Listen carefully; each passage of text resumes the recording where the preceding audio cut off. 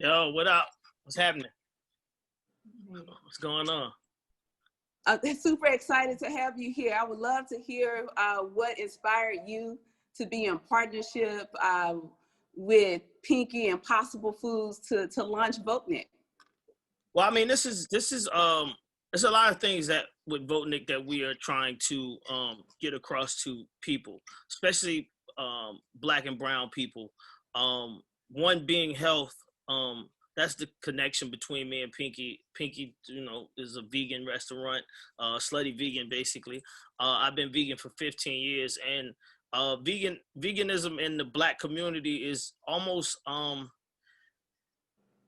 not taken as serious as it should be, and health the same way voting. It's almost on the same type of wave. Like young people and older people, they just eat whatever they want to eat, and then they suffer the consequences later.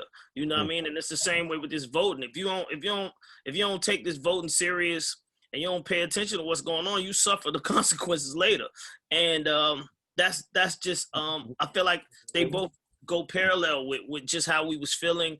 And same way with Pinky was saying that she basically created this one day to they had an idea while she was on the road. We was having all of these people going to vote and going stand in the polls, and they was getting, the polls was going too long, and they was closing before people was getting up there to, and it was kind of discouraging, and people was getting out of line. They didn't have no drinks, they didn't have no food or none of this. So I called Pinky like, yo, let's try to do something. She got the food. I got the voice, and I got, I can help people and say what I got to say, and I got the platform. And we just decided to come together. And then she brought in, the Impossible, because that's what she cooks. And it made sense, you know what I'm saying? And as we continue to move forward, we had so many more ideas about this to just turn this into just an explosion, a party, so to say, of people exchanging conversation and going back and forth. You know what I mean? And I want to do my part, so I just start reaching out to my friends. And as y'all see Jeezy on the screen, you know what I mean? We just want to make sure that we let everybody know that the people that got into voting before we did, as far as I'm concerned, Martin Luther King and Andrew Young and all of these people, they was young, by the way. They was young people, very young individuals out in these streets and trying to make sure that their voices was heard. And we need to get back to that. I feel like that's really what needs to happen. We need to see as many, not to say that just this is a young people thing now, but we just need to see as many people out there as possible. So we just here to try to put that gas on. Absolutely. Absolutely. And thank you. I look forward to having this conversation with you in a few about all the ways that we can get active, and young people, everyone can get re-inspired to vote and to be advocates like you mentioned. Next up, I have Armithia Pilstrom, the National Corporate Manager of Impossible Foods, a partner on this inaugural event. Welcome. Yes. I just have a little something I just wanted to do, because I have to pay homage for much is given, much is required. So I started off with welcome to Atlanta for homage to the music mogul, Jermaine Dupri. So I just want to let you know it's an honor to be in your presence, King. But also, Jeezy, I just want to say I'm such a fan, and there we go. I was waiting on it. Just want to let you know, and Impossible Foods, we feeling you too, so, we just want to let everybody know, it's really about saving the planet, but also you think about our Impossible Social Good team. We are giving away 1 million meals in 2020. We are tackling the food insecurities of Black and Brown people. As well as when you think about when it comes to voting, for much is given, much is required. I always say no vote equals what? No voice. So it is an honor to partner with Pinky Cole, the founder of Slutty Vegan ATL, and as well as Pinky Cole Foundation, the music mogul Jermaine Dupri, and Impossible Foods. And it's an honor to be in your presence, Dr. Key, as well as yours, Jeezy. So I think that what we're doing today is bigger than ourselves. Right? Yes. And so let's just get into this. So thank you for letting us have a seat for Impossible Foods. Thank you. I want you to drop the music one more time. Jeezy is on. What's she gonna play for us real quick? Let me get another one. Let me come back to me. Come back to me. All right, I got you. Jeezy, Come welcome. Rapper, Right. songwriter, actor. I've been following you in these amazing Y'all feeling? How y'all conversations feeling? that you've been having. Thank you for being who you are. Yes. Yes, thank you so Thank you much. guys So for much having me. being Thank who you for you are. having me. I love what y'all doing. And Slutty Vegan is popping out here in these streets. I just want you to know. Yes, it is. Yes, sir. Yes, it is. So let's have, when Pinky and I was talking today, we want to make sure that this conversation is as real and as candid as it can be. For sure. We're a little bit under 45 days away to one of the most important elections of our lifetime. And I remember listening to My President is Black, filled with so much hope. And talking to my grandmother in Mississippi, saying that she was waiting for this moment in time and she never thought that she would live it. And what she shared to me recently was like, I don't know if we made any progress. My grandmother's 82 years old and my 18-year-old sister said the very same thing to me. Right. How can across generations, the truth be so consistent? And so my question for Jeezy, JD, what are your thoughts about this time that we're in right now? And we're going to talk about the importance of voting, but how do you feel about this time right now? Me personally, I get anxious at times, angry. Other times I just try to, and it's a little crazy because we're going through a pandemic while we're going through, this level of racism. I see the videos where you have, the Karens calling the police on people who just trying to work. I see men being slain in the streets. I see the videos of arrests that are wrong. And when you just really look at all those things compiled and you think about it, we can march all day and night, but how they're beating us is they're beating us at the polls. And one thing I know about my culture, my people, if you go around the corner and you get beat up, all your cousins coming. You know what I'm saying? All your people, your auntie, your mama, the whole family coming to hold you down. And I just feel like right now we're going through so much as a culture and as a people. All we really got is each other and our numbers. So we have to get out here and be seen and be heard and vote. And because that's the only way we're going to change the tide. Because other than that, if we sit back, I don't want to see this from my daughter, because I knew there was racism, but now I know there's racism. I'm from the South. Like, this is real, and these things that you're seeing, they're so real. It hurts sometimes because you take me and JD, we're very successful. We've done a lot of things and great things for people, but when we still get treated like we're less than because of our skin or because of who and what we are as Black men, that's a hurtful feeling because I get up and try to do the right thing every day. I pay my taxes. I don't owe nobody, you know what I'm saying? And I do what I'm supposed to do, and I still get treated less than. And the only way we're going to change that is if we actually get out here and change it ourselves. Nobody's going to come out of the sky. There's not going to be no help package. Nobody's going to throw nothing. It got to be us. You know what I'm saying? So when I see it, it makes me angry. So this is why I'm here, because I can express my frustrations in the streets, but I also can talk to people like you all, and we can make something happen. This is my you know what I'm saying? That's right. Yeah. And JD, for you, how do you feel? And how has the last couple months been for you? It's very confusing. It's a very confusing time, because it's to see so many people cool with what's going on is confusing to me. And it like Jesus saying, it's like we wake up every day and we try to do right, and You know, we try to do as much as right as we can possibly do, and to see people still acknowledging and living in this past space, you know.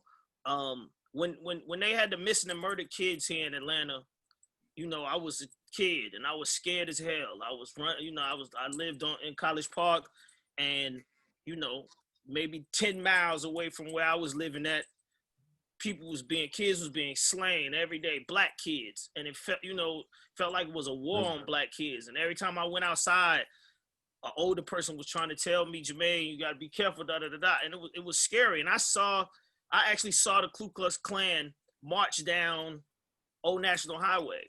I seen this with my own eyes as a kid, and I thought, you know, I thought we was past all this. Like literally, like you said about your grandmother, I could have swore this was gone. Like I seen it.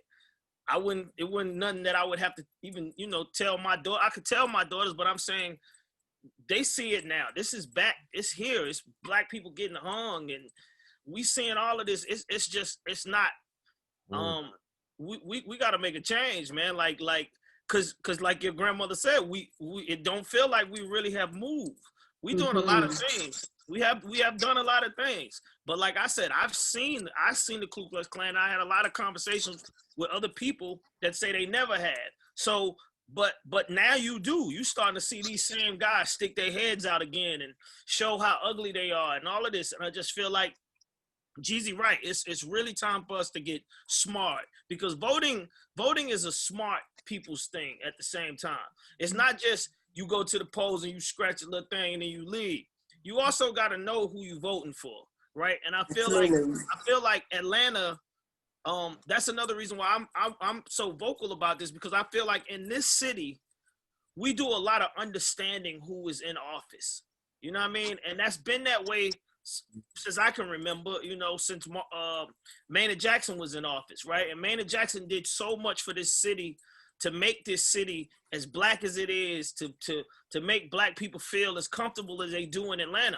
And that never would have happened if he wasn't voted in. And he got voted a second time, right? So the voting mindset of where we come from and being here in this city is strong, you know, and it's very strong. And I just trying to like make sure that people understand that it's time for us to get smart, really, really smart about this voting, and understand that the president ain't the guy that clears and makes all the rules.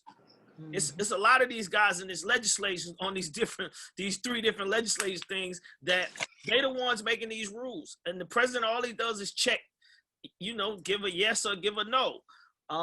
But we can if we indent these other guys and we learn who these other people are, and we hurt their votes, that's when you're gonna start seeing everything start changing. And I feel like that's what they're scared of. They're scared of this, what we're doing right now. And that's why this Votenik, us getting on here and talking and exchanging this conversation is so important, because somebody on here don't know who they should be voting for, I'm sure. Absolutely. And what you're speaking of is voting down the ballot. To chime in? Yeah, yes, yes. To chime in on it, can you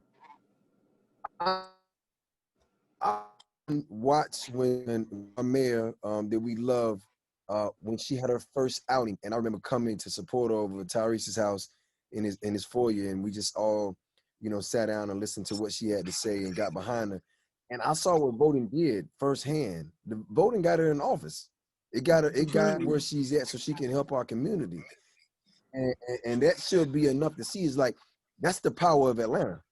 You know, it's an Atlanta world, whether you know it or not. Every city got a little Atlanta in them. And when I saw that firsthand, I seen the things she does. I ran mayors with Keisha. I mean, I ran marathons with Keisha. That's personable. So when you go in there with your candidates, with your DAs, with your politicians, with your judges, you know, they are for the people. So if you elect the right person and put the right person in place, they're gonna take care of the community. So that's the power of voting to me. Like, there's no other city in the world where you can go to and I can call the mayor on the phone and she'll come over my house and have dinner GP, and I can tell her about my frustrations. It's not gonna happen. But it happens in Atlanta because we support our own. So with that being said, we gotta support our own in real, you know, right judges in place, the right DAs, so they won't give our homeboys, 20, 30 years for something that's already legalized. And that's the way I see it. So that's power. And I watched her in her voice, and I was just like, wow, like she really went from making her first speech that I saw to really, running this city. And I got a lot of respect and love for the city for putting her in place to do so. And what we also saw in the last couple weeks. Oh, not to cut you off, Doctor. I just want to say one of the other reasons why I wanted Jeezy to be a part of this first is because Jeezy and myself, we had a sit down with Biden that a lot of people don't know about.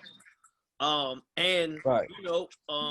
A lot of other people was there. T.I., a lot of people from the city was a part of this conversation. And I feel like that's the energy we got. We got to have people that's willing to talk to us. We got to have people, we got to put people in these seats that's willing to have conversations with us. Even if we disagree or agree, they still willing to hear what we got, what we want to say, right? And one of the biggest takes that I take away from the meeting that we had with Biden was that he had a pen and a pad in his hand, and he was asking us what we wanted, right? And when we get in that position, we got to be prepared, because he definitely asked us, what y'all want? What y'all looking for? What y'all, you know what I mean? And we got to be ready to let it go. You know what I'm saying? We got to be smart. That's all it is. We got to understand it, and understand it in a way where we can express it to whoever's listening so that we get what we need. And let's rewind time some then, because the conversation that you both and a number of other people had with former Vice President Joe Biden was the space that you occupy now. What would the conversation have been, I would say 30 years ago when you growing up in College Park? What did the young version of you needed? What would you have needed from a president then? And that's for you, Jeezy, too. Like, what's that conversation for people, everyday folks who are striving to ascend, striving to live different, just not for them, living for their families? What is that ask of Biden? Or what would the younger version of you ask Biden? Well, I would have asked him, because my mother was a maid. She cleaned white people's houses, for a little bit of nothing. I would ask him to make it better for her to be able to get a job that wasn't a factory job that she couldn't get anyway. I grew up, my mother's trailer that I paid for was $3,500 for the whole trailer. That's what we lived in. And that was paid for. And, it was things that we didn't have that I didn't understand. But, when you look at the government, you would ask for, certain aids and certain things to help single mothers to, so their kids wouldn't have to be on the streets. And that's the only reason why I ended up being in the streets, is because I was trying to take care of my mother. So, I by default, I got pushed into a situation that, could have cost me my freedom and my life. I would say for all the other younger guys like myself that didn't make it, that got caught up, that got, killed or still incarcerated, I would have asked him to make it better for those people, because, they wouldn't be in those circumstances if they wasn't trying to take care of their families. And like I was trying to take care of my mother, and that's because of how everything was set up, and nobody was really having jobs. And the minimum wage was really minimum wage, and the government didn't care. It was food stamps and the rest. Right. JD, what about for you? Well, for me, I gotta be honest. I was young and I didn't care about voting. I didn't think that voting mattered. You know what I'm saying? All I thought was, I need to give me some money. I got to get up out of where we at. And I ain't think the president even cared about what I was doing. You know what I'm saying? I'm in College Park. I don't think Ronald Reagan know nothing about where I'm at. You know what I'm saying? this is just where I was at. You know what I mean? I done been through Ronald Reagan. I done been through Bush. I done been through all of them. I never felt like, any of them guys was saying anything that remotely affected my life, right? So for me, I would tell, him at that age, if I was that age now, I would say that, like, what are you doing? What are you gonna do that's gonna help me once I get old enough to vote? Because I think a lot of young people don't understand that. yeah, I was this guy, so I know exactly that you sitting around and it feel like it don't matter. Then when you grow up, you not being at least aware of what's going on, you feel this. You know what I mean? You feel this. So I would just ask him to tell me something that I could tell my daughter, my 9-year-old daughter. You know what I mean? Or that I could tell my now 22-year-old daughter that that once they start getting into the real world, because that's one thing as a parent, you always say, yeah, y'all living in our house right now, but once you get in the real world, you heard that from your parents. That's right. But you get in the real world, it's out there, it's the real world. And the things that we don't do, the adults that don't vote and the people that don't go to these polls, they affect the younger people, right? So everything, it's like, everything like Jeezy saying, taxes, all of this type of stuff.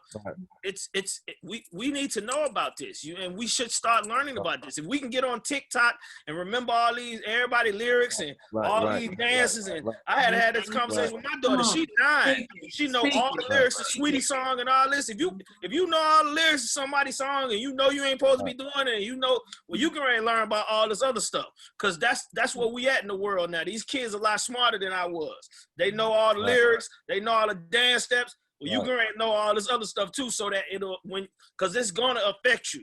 That's what I would ask him, and make him, let him understand that. Say something that young America feel like they being affected before they actually are affected. That's right. Right. Jeezy, what has the conversation been with you in your children? Like, what's that real conversation you have with them about their space and voting, and why it's important, for them to tell their friends? I actually had a real conversation with my son about voting. I mean, but after I had a conversation with him about, just watching how he moves out. If he does get pulled over, this is what you should do. This is how you should handle it. Don't resist. Don't just don't give him any reasons. That was the first conversation about voting. It's like, I just had to really explain to him. He's in the business. He got his own company going, and I'm just like, you're a taxpayer now. You should know these things. You should understand how these things work, because now it's your world as well. So when we really have conversations about voting, I'm a morals person. You know what I'm saying? Like I like people who value people. So when I pick my candidates, it has a lot to do with that. So when I look at things, that's how I look at it personally, because if I'm going to be led by somebody in a leadership position, I want to know they're at least a good person. And the business comes after that, because if you put the money first, you know how that go. So my conversation with him, like, really think about your values and your morals and how that works for you. And that's the type of person you want to vote for, which is crazy because I've never had that conversation with my father. I never talked about candidates, what Ronald Reagan was about, what George Bush was about. I saw it on the news. I didn't really.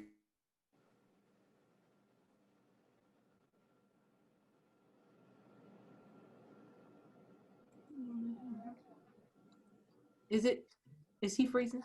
Yes. Okay. I just thought Jeezy froze. Jeezy. Yeah, he'll be back. Yeah, that's still on a frozen. Okay. Yeah. So JD, with you, and like I said, we only have shy of 40 days left. What's that conversation that you will have with people who are still undecided if they're going to go to the polls or not? Still undecided if this is real enough, from from climate control to police brutality to the thousands of Black and brown businesses are closing as we have this conversation today. What's the real conversation that you're having with them? I mean, I'm having the conversation with people. I mean, I'm having this conversation. I have, interestingly, like I said, I 25% of my friends are on the fence about voting. And that's a big number. And they actually are on the fence about actually voting, period, not picking a side, just about saying they're gonna vote. And they're in a space where they are discouraged. They're in a space where they are confused. They're in a space where they feel like neither one of of our choices are good at all, right? And all I can say is, like I said, I try to say this in every interview that I've done, is that use Atlanta as a blueprint for your mind. This is what I tell people. Atlanta, like Jeezy was telling his story, he went to Tyrese's house and he saw Mayor Bottoms before she became the mayor. And she, you know, he watched for his own eyes that process turn into her becoming the person that ran this city and, you know, doing whatever. And I've seen this, like I said, numerous of times. And I voted for, I'm from College Park, and I just voted for the new mayor of College Park is a woman. Yes. Woman that just got elected. And the whole time I was living in College Park, like I said, I didn't care about voting. I didn't even know it was a different mayor, that we had a mayor of College Park, you know, call it stupidity, whatever you want to call it. I just wasn't paying no attention to that, right? I wasn't into it, and I didn't even know. So for the last 20 years, we had the same person running College Park, because nobody voted. He never lost, right? So she, you know, somebody introduced me to her. We started talking. I got behind what was going on. I started reaching out to people, not to say I did it, but the energy of more people caring got the first Black woman elected as the mayor of College Park. This is a real activity, and this is something that actually can happen. And I feel like, you know, that's all I can tell people, is that I've seen it work, and we've seen it work here in this city. So have some kind of belief in that if we find the right people, we can put the right people in office. And all I will say is that I'm a person that believes in people who at least acknowledge what's going on. And Biden had no reason to have a conversation with me, T.I., Jeezy, Shaka, you know, a whole group of people. He didn't have to do that. He could have just been like, you know, whatever, Atlanta's cool. But he took time out of his schedule, and I don't think we was on the clock, and he sat down to hear what we had to say. And, you know, as entertainers, we're not going to keep it politically correct. We're going to say it the way we say it. That's why I'm trying to tell everybody right now, I didn't care about voting.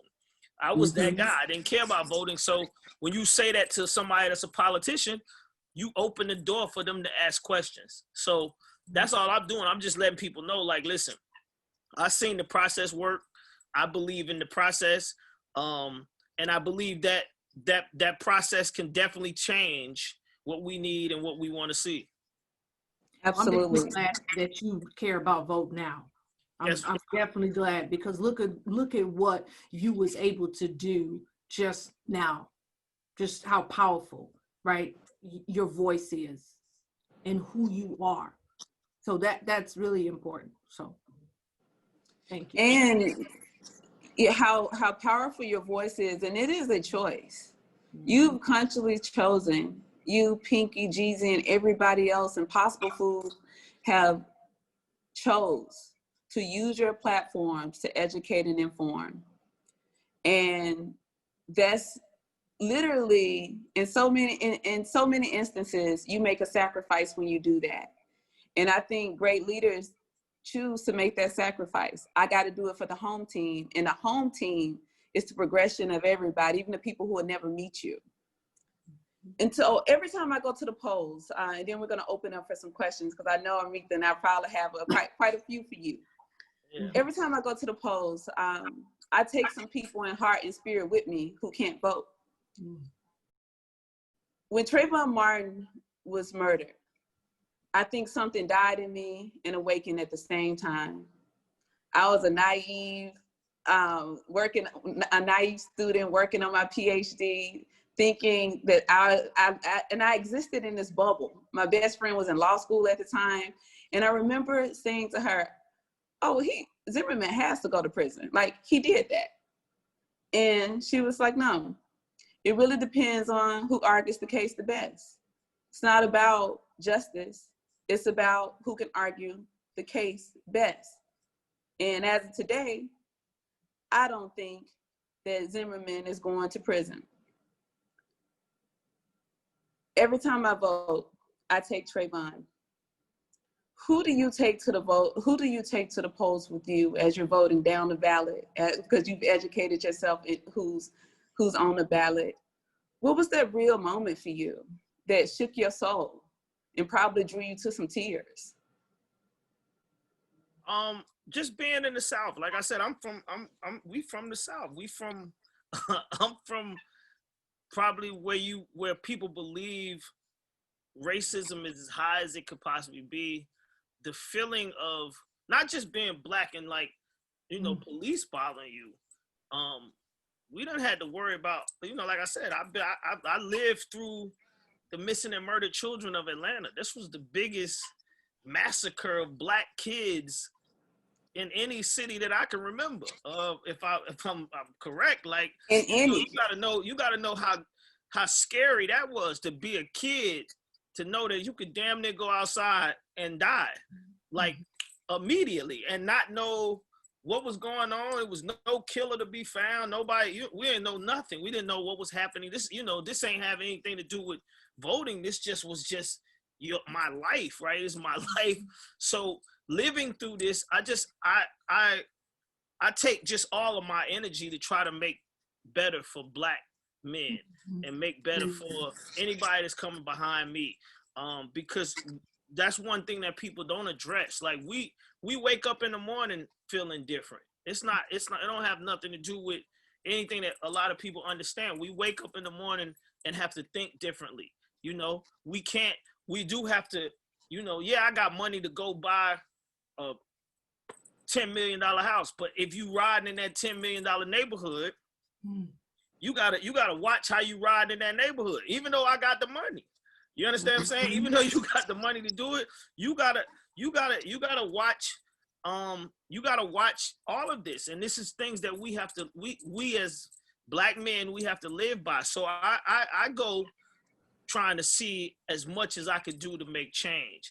I will say this: that information that's on that ballot about the people that you get to before you get to the president, it's not a lot of information out there like that. And that's why I wanted to do this Votenik, because I want somebody to tell me somebody that I should be voting for on this next election that I probably ain't even thinking about, right? And I want to hear somebody say, Jermaine, make sure when you see person's name, blah, blah, blah, blah, that this the person that you vote for, because if you don't, that other person that's on there, because we all go to and it's a couple of names on there we don't know.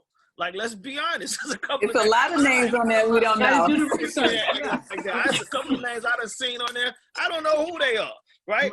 And I vote, I vote for whatever party that I'm going for, right? But at the same time, I still need that knowledge. I need that knowledge, and I'm not a politician, and I'm not into politics heavy like that. So if anybody say, that's crazy, then, cool. I make music. I'm in the studio all the time, so I don't have time to get into it like that. So I look to people to try to give me a suggestion. Then I'm going to start, understanding it, right? And then I'm going to start getting more literature on what you're talking about. But I look to learn every day. So, like I said, I go in there with the energy of understanding that, like your grandmother said, we have not moved. That's the energy. We need to move. It's time to move. It's time to really feel like we have moved. And we got to think about people that are 80 years old. That's like right. They sitting in their chair like, damn, these people y'all ain't doing nothing. Absolutely. You know what my grandmother said? She said that we've got comfortable with some of us moving. 100%. Yeah, right. You're looking for everybody else to do the work. You're looking for everybody else to do the work. But that was a great question that you said to both of you, is who are you carrying with you to the polls? And I just want to add this, is that the quote that I always think of, everything that I do for my life, everything that I pass on to my son and instilled in him, who's 22, Isaiah, is that if I appear to be standing tall, it's because I'm standing on the necks and the backs of my ancestors. And as Dr. Martin Luther King, you think about, what are you doing in this world, and what are they going to say about you when you passed on? What is the legacy you're building? And for me, I live here in Minnesota, and you know, we had something recently happen here, and I would say what happened with George Floyd, when he Yeah. called out his mother, it broke me down as a mother of a 22-year-old son. And I just want to say that, you know, Impossible Foods is not just doing this to culture vulture, okay? Just want to be clear, okay? They believe this. They have put their money where their mouth is. And we are using this opportunity to turn us around internally and externally. So, you know, I just want to say that again, because a lot of companies have jumped on that and say that and done nothing. You ain't even see them at the cookout, but just want to be clear that we're real about this. And I'm blessed and highly favored to sit on the social good team to represent our organization that is not just talking about it, but being about it. 100%. Absolutely. Because in the name of another ancestor now, the vote is the most powerful nonviolent tool we have. And that is what the late giant of a man, Congressman John Lewis said.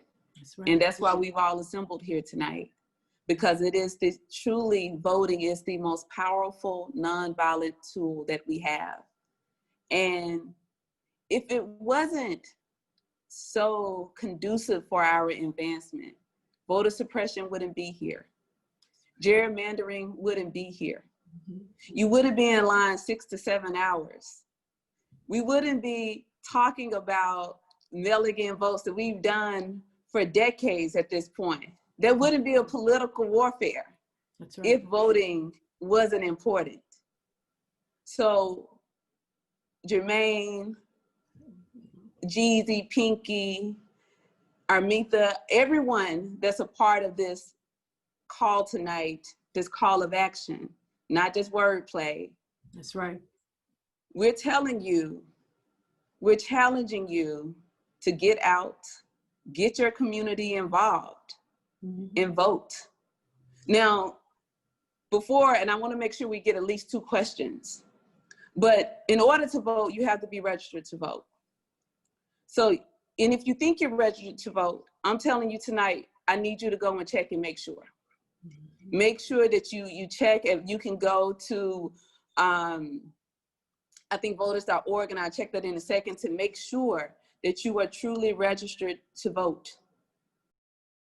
That is number 1. And after you confirm that you're registered, or if you need to get registered, do that. In the same way that if you're going to a game or going to a party or out to eat, you never really want to go alone. So you need to take somebody with you. You need to challenge them to take somebody else.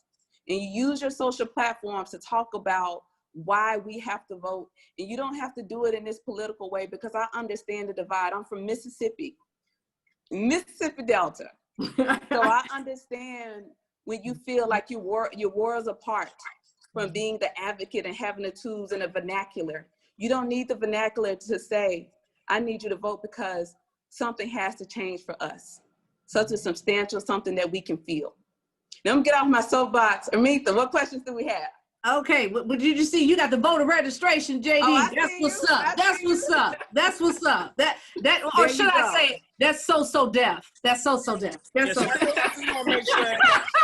I just want to make sure people know it ain't no cap in my rap. Like, you know, because I've seen a lot of people that's like, yo, you posting this, but is the person, what you posting, are they registered?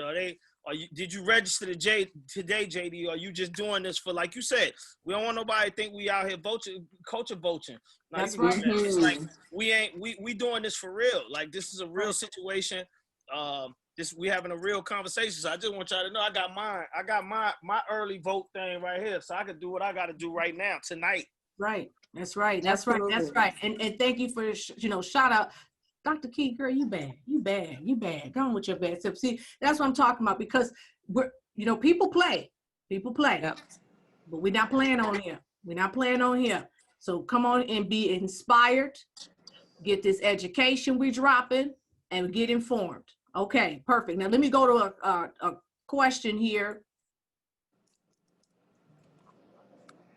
All right.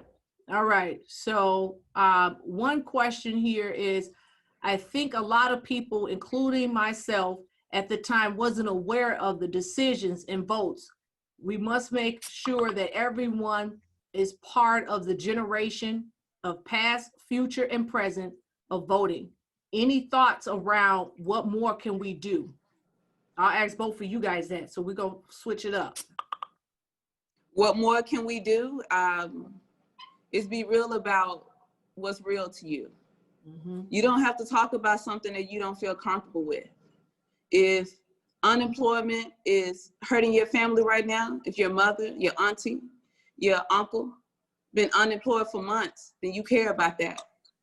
If your children are in school and you wonder why 5 to 7 miles away, another school is glistening in achievements, and why your kids don't have the same thing, that's real to you.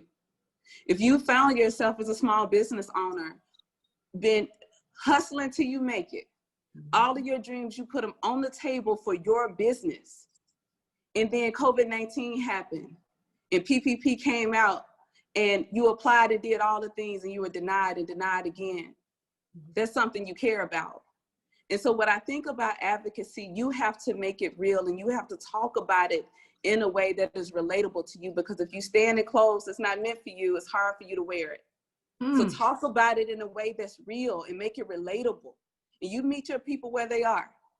JD, what about for you? Did she just drop, if you wearing the clothes then they're not, that's not made for you? Girl, girl.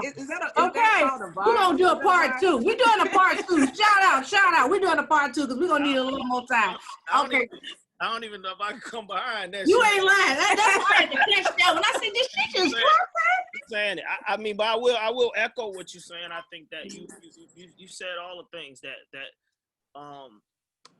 what is hurting you and your family is to take focus on that. What's hurting you and your friends? What do you see? What is actually going on is something that you need to focus on. And I will use an entertainment, I guess, idea or thought about this, because I was watching the Emmys the other night, and Issa was talking about how she had an interview with somebody that brought her in, and they said they saw her little blog that she was doing, and that they explained her blog, but they explained her blog wrong, and it was like it's a black woman talking about black woman problems or whatever, and she was like, that's not what in her mind she was saying that's not what my show is about. And she said she had this was before she blew up, and she got on to go on to have a bigger meeting, and when she got in the meeting, the bigger people asked her more questions about her, and they said, well, why are you so confident and why are you so sure? I think I'm saying this right. And she said, because I wrote it and I know what's going on with me, and I know what needs to happen with me, and I know what people like myself want to see and how we feel. And you got to put that same energy into what we're talking about right now. You know what you want to see. You know what you feel. You know how it is when you ride down the street and you see your whole neighborhood that used to be popping turn into bandos, and a restaurant that used to be Red Lobster done turned into a Mexican restaurant that don't, you know what I'm saying? Like, whatever it is, I'm saying, like, y'all know what I'm talking about. When, like, how does this happen? How does this, you know, what's going on? Why does this happen why is this happening to our neighborhoods? What can we do to not make this happen?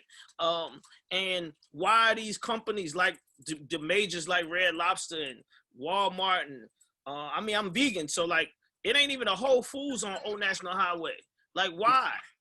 Why ain't no Whole Foods on Old National Highway? They don't believe black people want to be healthy. They don't believe black people got the money to buy Whole Foods. That's not true. You know what I'm saying? But we're not being loud about it. We're not making sure that they understand that needs to happen. So like I said, from the beginning of my intro, I'm not just here to talk about, I mean, the voting, that's there, but I also care about the health of Black America too. There's so many of us that die from obesity, die from diabetes. We don't take care of our health. We don't go get checked out. And then we out here in this pandemic and we running around as if, you know, it ain't real. I got so many friends that's done told me, That ain't real. That ain't real. It don't happen to us. And it's the young people thinking the same way I was thinking about voting. So I just feel like, like I said, I echo what you're saying, but we just got to talk about us. We got to really bring what's going on with us. What do we want to see happen with us? And what does pre-existing health issues look like to us? 100%. We don't need anyone to name that. Like, what's that thing that we say run in our family? Yeah. How can we stop that? The sugar. And gentrification, right? Gentrification. How can we stop that? And so, yeah, that's real. Amita, we have time for one more question. Absolutely. All right, let's get that going. Let me go in here in this chat right here. Last question. This is the last one. Last one. You might get a free t-shirt with this one. It's a good question. All right. Okay. This is from Marcus Blackwell. Shout out to him. Make sure we get him a t-shirt. I'd love to hear the plan to battle voter suppression. We are in Georgia, and we've seen voter suppression in the governor's race and in the primaries. How do we stop this from happening in November? Our vote won't have impact if it isn't a fair fight. Panelists inside here, the moderators, please get him a t-shirt. Shout out to you, Marcus. Shout out to Marcus, founder of Make Music Count. He's out here teaching kids how to solve algebraic equations on a piano and the app. Awesome. So shout out Marcus. But to your question, what can we do about voter suppression? This is the time when we're bugging our Secretary of State. I mean, calling till you can't call no more. This is the time that you are literally bugging everybody in office, those people who were probably elected a couple of years ago and you didn't know who they were. That's who you're calling. But one thing that we can do in 2 years from now is vote for another governor, because a lot of voter suppression is by design. Gerrymandering is by design. It is not by happenstance that polling locations are closing as we speak, and impossible for literally making it so that you have to stand in line 6 to 7 hours and you have to choose if you're going to keep your job or not. That is by design. And so for November, bug your Secretary of State. And then you remember November, and you remember when we were literally in a gubernatorial race and Stacey Abrams and Kemp was running. We have to know that an election was stolen. This is not a Black lady being angry. This is facts. These are facts here. So you vote for a new governor when that time comes, but in November, bug your Secretary of State, bug your Secretary of State, bug your Secretary of State. Good point. JD, do you want to add anything to that?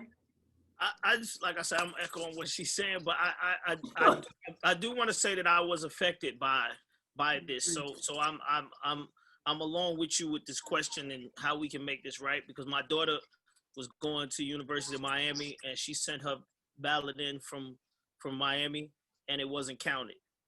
So I was personally affected by this, so I know exactly what's going on out here, and it's not just a Black lady talking. This is a real situation. So I want to know exactly what we got to do as well. Mm-hmm. Yes, there's Suppressed. We can watch the documentary Suppressed that talks about that. There's now a documentary that dropped this past Friday, All In, that really talks about this last gubernatorial race and voter suppression. So Suppressed had me in tears, and All In dropped this past Friday, and it's on Amazon. So I really challenge everyone to have watch parties with your family so you can be informed that this is a real thing. And another way to make sure we can't control, I don't like to put in front of us false things that we can control in this moment by November. The lines are going to be long. So are you going to choose to be a poll watcher and volunteer and bring people water and things like that? So we have to choose what we're going to do with our time, especially those, and I see JD is early voting. I'm going to do the same thing. And so what I'm also going to do is be in those lines, volunteering, passing out water, making sure people have food. And I think Impossible Foods are doing some other things beyond Correct. We Votenik. are. Yes. Yep. Yes. Yeah, well said. I echo that. I think just getting out to voting, period. Don't talk about it. Don't be on TikTok with some dances. Get out and vote. Get out and vote. Nothing against or TikTok. dance with I want early you to go be on registration. TikTok. I want you to be on there, so nothing against TikTok, but vote first. And do a dance with your sticker. That's it. Do a dance wearing your sticker. That's somebody make that dance up. Make it up with a dance your sticker. All right, wait a minute. The queen is on. The queen is back. That means we out of time. You want to say something? Out of time if she is back. First of all, I just want to say this is so amazing. Literally, it exceeded all the expectations. Like, just to be a fly on the wall and just hear the conversation and just understand in a different level and just see the level of engagement. I'm very impressed. So I want to personally thank Armithia Impossible, Dr. Key, JD, Jeezy, everybody who participated. This was such an amazing turnout. You know, one thing that we really didn't discuss that I think is also a great point to add is that it can also start within our communities. So one of the things that we do, Slutty Vegan and the Pinky Cole Foundation, is we really like tackle the issues that are in our communities and really work as a community pillar to be able to support people who need help. So for the people who are in this, I know some people ask like, well, how can I help? How can I get involved? The first step also is getting involved in your community, seeing what the community needs, seeing how you can support those around you and uplift those around you, because community is just as important as everything else that we talk about. So I want to say a big thank you to everybody who participated. Thank you to Stacey Lee for helping to coordinate this. Jessica, thank you, Claire, Mackenzie, everybody involved. If you are interested in continuing to be a part of this conversation, we are doing this again next Tuesday. We're excited about it. We'll have a different host. We'll have a different celebrity talking about the same conversation, but in a different way. But I think that it's very necessary to make sure that you tell your friends, tell your family, tell your auntie, tell your grandma, tell anybody who is interested in voting, who's not interested in voting, who's not sure about it, so that they can get in the know. And I think it's very necessary for us to do this. So I want to say a thank you, thank you, thank you. And this is the end of our chat. So again, everybody. Good night, everybody. Vote.org. Yes. Thank you all. Bye-bye. Thank you so Thanks for the great music, JD. Thank you.